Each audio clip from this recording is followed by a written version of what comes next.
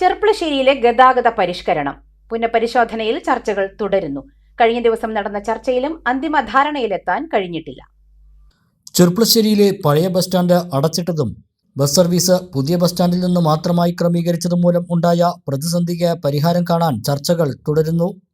പഴയ bus stand ഭാഗത്തേക്ക് ഒറ്റപ്പാലം, പാലക്കാട്, മണ്ണാർക്കാട്, പെരിന്തൽമണ്ണ ഭാഗത്തു നിന്നുള്ള ബസ്സുകൾ വരാത്തതാണ് പ്രധാന പ്രശ്നമായി നിലനിൽക്കുന്നത്.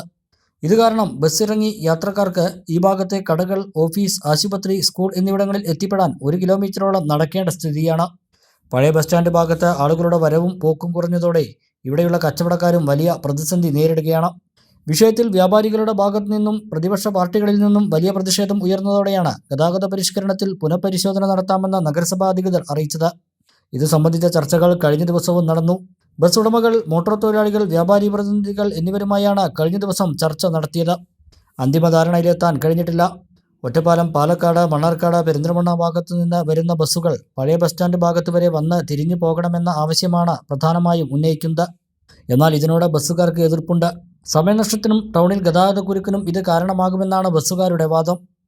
നഗരസഭ നേരത്തെ നടപ്പാക്കുമെന്നറിയിച്ച bus stand to bus stand സംവിധാനവും ഒന്നുമായില്ല. നിലവിൽ പ്രധാന റൂട്ടുകളിലെ ബസ്സുകൾ ഒഴിച്ച് ഉൾപ്രദേശങ്ങളിലേക്കുള്ള ബസ്സുകളെങ്കിലും പഴയ ബസ് സ്റ്റാൻഡ് വരെ വന്നു പോകുന്ന രീതിയിലേക്കുള്ള ഗതാഗത ക്രമീകരണമാണ് ചർച്ചയിൽ ഉരുത്തിരിഞ്ഞിട്ടുള്ളത്. ഇക്കാര്യത്തിൽ കൂടിയാലോചനകൾ വേണമെന്നാണ് ബസ്സുകാർ അറിയിച്ചിട്ടുള്ളത്.